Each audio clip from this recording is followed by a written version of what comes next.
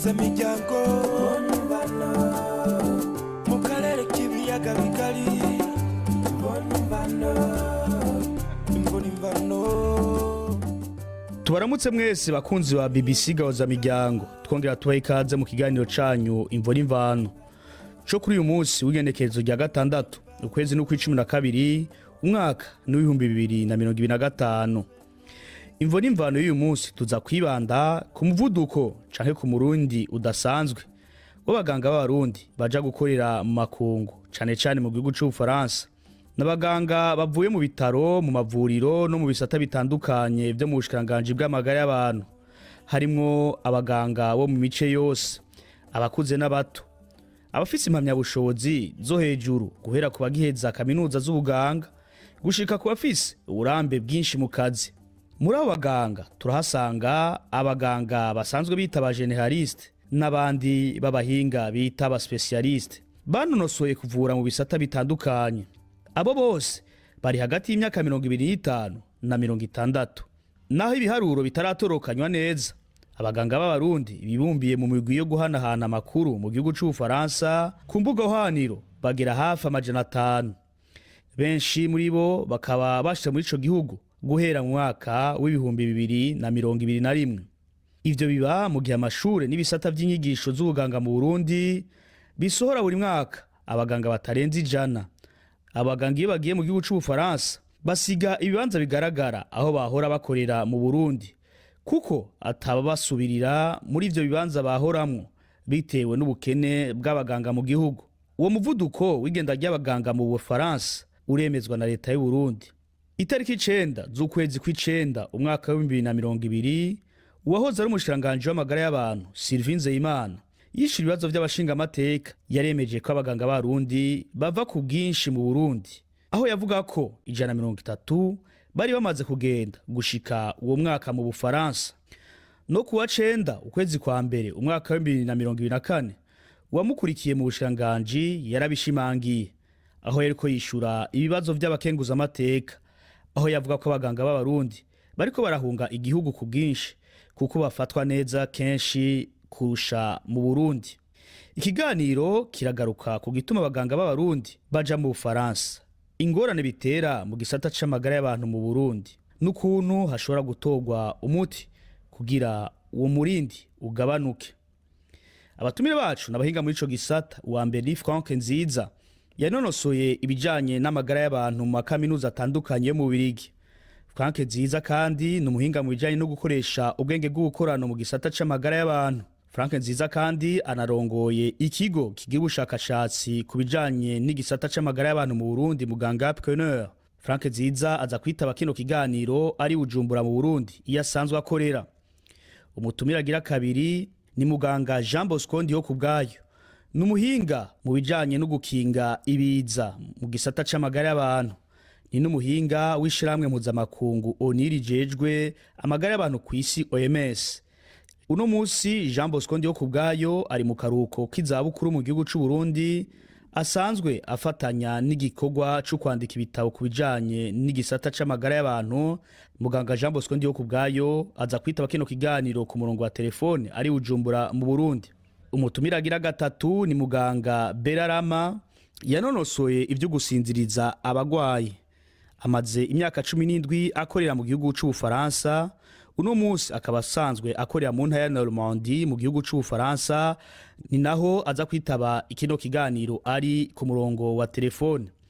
Umutumira agira kane ni muganga Richard Nzeyimana yanonosoye kubungabunga amagara y'abavyeyi bibungenze n'abibaruka, amaze imyaka 8 akorera mu gihugu c'Ubufaransa mu bitaro vya Laval muri ico gihugu c'Ubufaransa. Nawe nyene aza kwitaba kino kiganiro ari ku murongo wa telefone. Undi mutumire ni muganga Jean-Marie Harimeshi, n'umuhinga mu bijanye no kuvura no kugira ubushakashatsi ku ndwara z'ibivyimba bita cancer. N'ubushakashatsi asanzwe akorera mu gihugu c'Ubufaransa mu ntara ya Lille. Jean-Marie Harimeshi ari mu bashinze kimwe mu bigo bike bigira ubushakashatsi ku ndwara za cancer bikongera bigapima iyo ndwara mu gihugu c'u Burundi, citwa Bujapat, kiri mu gisagara ca Bujumbura. Muri kino kiganiro twari twashimye gutumira abarongoye ubushikiranganji bw'amagara y'abantu kugira bitabe muri kino kiganiro bongere batanga umuco.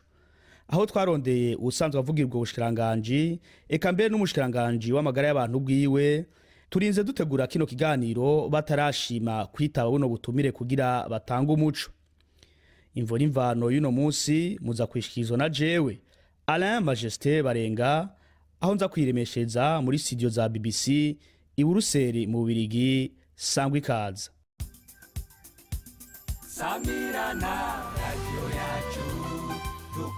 Ibiganiro vya BBC kuri radio Humuriza mu Burundi ni ku murongo wa FM 99 n'ibice bitandatu. BBC gahuza miryango.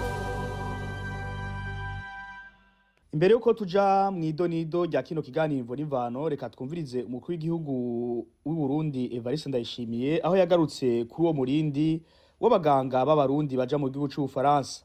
Hari mu kwezi kwa gatatu k'umwaka uheze w'2024 aho yakaganira n'abanyagihugu bo mu cahoze ari intara ya Kayanza, uno munsi n'intara ya Butanyerera. Perezida Evariste Ndayishimiye arongoye igihugu c'u Burundi. Abaganga nibakumye umutima Uburundi buzokira buhembe menshi niba barabacangero tuzoyabaha abo je mvuga je babatugisa inama kafuma tuyakoteza yabaha kabisa. Jewe ndi umurimyi, jewe nibambwiye ugomba kuja mu Bufaransa, jewe umushahara wanje tugaburemo kabisa atware kuko jewe ndirira ivyo nirimi tugabure kabisa. Uwiyumva ko ari umucangero arazi wanje mu baganga ashaka kwigira mu Bufaransa anze tugabure umushahara wanje. Ege burya botugisa inama abene igihugu poyakotiza etwe yateradagaye twe tukabaha mugabo kubera ko kati batari gukunda igihugu naho muri miliyoni 100 hapa yeme kubera atamutima wo gukunda igihugu afise. Reka ikibazo ca mbere tuje mw'idonido y'ikyo kiganiro ndagitumbereze kuri Dr Frank Nziza, uyu murundi w'abaganga b'abarundi baja gukorera hanze. Murabona watanguye gutera amakenga ryari? Umurindi wagiye urongerekana kw'imyaka yagiye iragendana cane muri iyi myaka 5 iheze, ngira ngo niko no bivuga vyagiye birongerekana gushika yaho turavye amakuru dukura hirya no hino usanga bavuga yuko hariho abaganga hagati ya 2 na 5 bagenda burindwi. Novuga ngo mu buryo buvunaguye nuko no kwishurije ikibazo cawe ca mbere. Reka Dr Berahama urumwe mu baganga bamaze igihe kirekire mu gihugu c'Ubufaransa, imyaka 17 si mike. Uwo murindi ukuri kuri yongera mubona ari bisanzwe uravye nk'igihe ca mbere mwashika ngaha mu gihugu c'Ubufaransa? Hari abantu benshi bariko baraza irevre gukunda igihugu, abaza bose nta muntu atokunda igihugu c'amavukiro. Ubuye muga umuntu arabona yuko ukuza kw'abaganga ari mu bwinshi, urabona yuko muri iyi minsi ari benshi niko. Richard Sabimana, ntumaze igihe gito uri ngaho mu gihugu c'Ubufaransa, imyaka 8 si mike. Uwo murindi ubona usanzwe? Ayo majwi mwakijijemwo y'umukuru w'igihugu yavuze n'umengo nk'umuganga no kuvuga jambo gatoyi kuri je numva amajambo yo gutesha iceye abaganga, kumva yuko avuga ati nimba bikenewe ngo bumvise umuganga ngo bagiragende ngo yomuha umushahara wiwe ngo amakabita abantu badakunda igihugu. Nivyo novuga d'abord biri gucyoza abaganga. Ariko Richard gato utabeshanye uri umukuru w'igihugu, hakaba ari abaganga 2 kundwi gushika kuri 5 bagenda bakaba ari igihugu catereye kugira bige, birateye amakenga.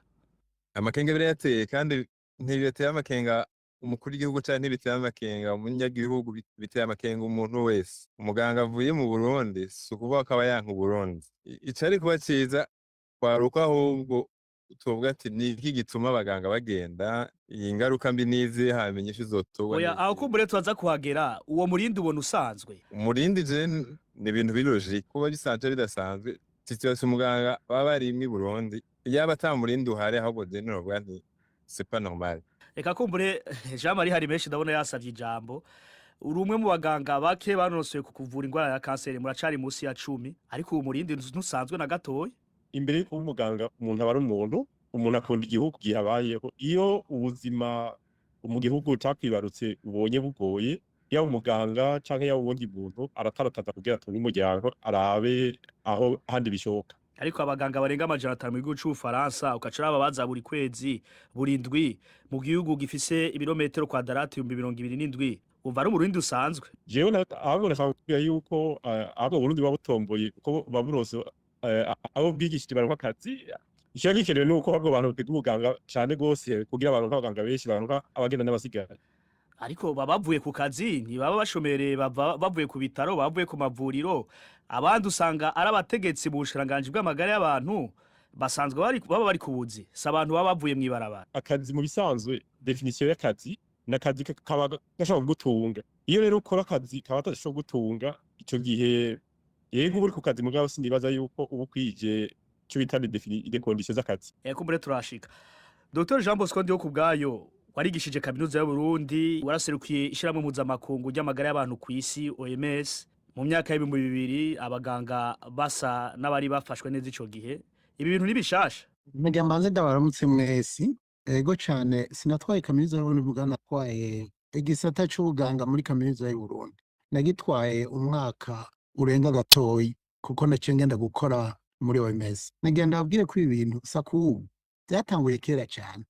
Ibintu byatanguye kera tuciga turi mu myaka ya gatanu ya kane baragaruka abaganga nka bose. Ibihugu bikize ntivyari bwabakenere ku bwinshi.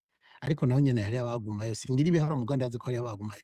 Ariko je maze guca ubwenge bw'ubuganga abaganga mu za 90 imyaka 90 kwirahera umuntu kuri yarabaye ibara ntawagenda ngo agaruke. Ntawagenda nkagaruka ico gihe hari ingorane nyinshi murazi ko ariho uruhagaragwa ari rwatanguye rw'ingwano baragiye ubwinshi gushikaho no kuri igihugu gisigara cera kuvyerekeye abaganga bamwe karuhariwe twitwa specialist. Ubu rero umurindi biri kugira ngo ni munini ego ariko ntimwibaze ngo ni ingorane dufise ubu ni ingorane yatanguye kuva kera mugabo kumbure iriko iraba ndende cyane gose kandi izobandanya gutyo niko niyumvira jewe atabihindutse. Murakoze. Ariko aha reka dusubire kwa Dr Richard Sayimana imbere ko ca dutandukira kwa Dr Frank Nziza ndabona ko yasavye ijambo. Dr Richard uravye amahera leta ikoresha mu kwigisha umuganga mu kumuha ivyankenerwa kugira abo umuganga esa amahera make cyane. Mu nishu ya mbere aruko umuganga aronse ivyankenerwa akaba umuganga koko igihugu citanze kugira abicari ingingo